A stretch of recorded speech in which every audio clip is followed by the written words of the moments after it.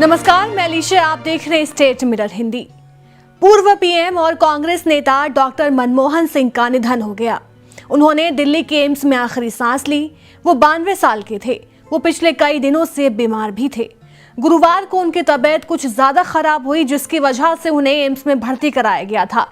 लेकिन आपको बता दें, मनमोहन सिंह अपने पीछे कई करोड़ रुपए की संपत्ति छोड़ गए हैं। कितनी संपत्ति छोड़ गए हैं मनमोहन सिंह? मनमोहन सिंह की कुल संपत्ति की बात करें तो वो करोड़ों में है। मीडिया रिपोर्ट्स में मनमोहन सिंह के राज्यसभा चुनाव के समय दाखिल हलफनामे के हवाले से बताया गया कि उनकी कुल संपत्ति 15 करोड़ 77 लाख है।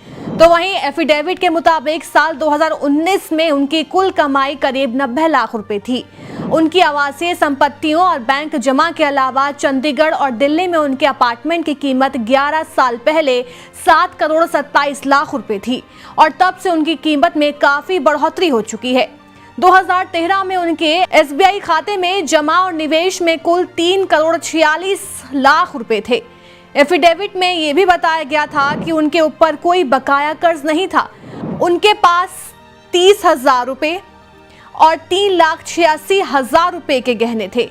इसके अलावा 2013 के हलफनामे के मुताबिक पोस्टल सेविंग स्कीम में उनके पास 12,75,000 रुपए से ज्यादा थे। मनमोहन सिंह के अनसुने किस्से। मनमोहन सिंह को भारतीय राजनीति में उनके आर्थिक सुधारों और नेतृत्व के लिए याद किया जाएगा। उनकी बेटी दमन सिंह ने अपनी किताब strictly personal Manmohan and Gursharan में उनके जीवन से जुड़े कुछ अनसुने किस्सों को बताया। मनमोहन सिंह की बेटी दमन सिंह ने अपनी किताब में खुलासा किया कि उनके पिता ने कभी भी अपने परिवार के किसी सदस्य को सरकारी गाड़ी का इस्तेमाल करने की अनुमति नहीं दी। परिवार के सदस्य चाहें तो किसी खास जरूरत के लिए भी इस गाड़ी का इस्तेमाल नहीं कर सकते थे। दमन सिंह के अनुसार उनके पिता को घर के आम कामों में भी कोई खास अनुभव नहीं था। ये छोटे छोटे किस्से बताते हैं कि मनमोहन सिंह एक बहुत ही साधारण और ईमानदार व्यक्ति थे, जिन्होंने कभी अपनी निजी जिंदगी में किसी भी तरह की सुविधा को प्राथमिकता नहीं दी। मनमोहन सिंह का परिवार हर 2 महीने में बाहर खाना खाने जाता था। दमन सिंह बताती हैं कि वो अक्सर कमला नगर के कृष्ण स्वीट्स में दक्षिण भारतीय खाना खाते थे या फिर दरियागंज के तंदूर में मुगलाई खाना। चाइनीज खाने के लिए वो मालचा रोड स्थित फूजिया रेस्टोरेंट जाते थे और चाट खाने के लिए उनकी पसंद बंगाली मार्केट थी। कई अवार्ड से सम्मानित।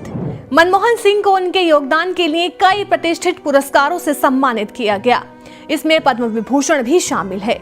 साल 1991 में पीवी नरसिम्हा राव की सरकार में वित्त मंत्री के रूप में डॉक्टर मनमोहन सिंह ने भारतीय अर्थव्यवस्था को नया रूप दिया। उन्होंने उदारीकरण, निजीकरण और वैश्वीकरण की नीतियों को अपनाया। इन नीतियों ने देश की अर्थव्यवस्था को वैश्विक बाजार के लिए खोल दिया था।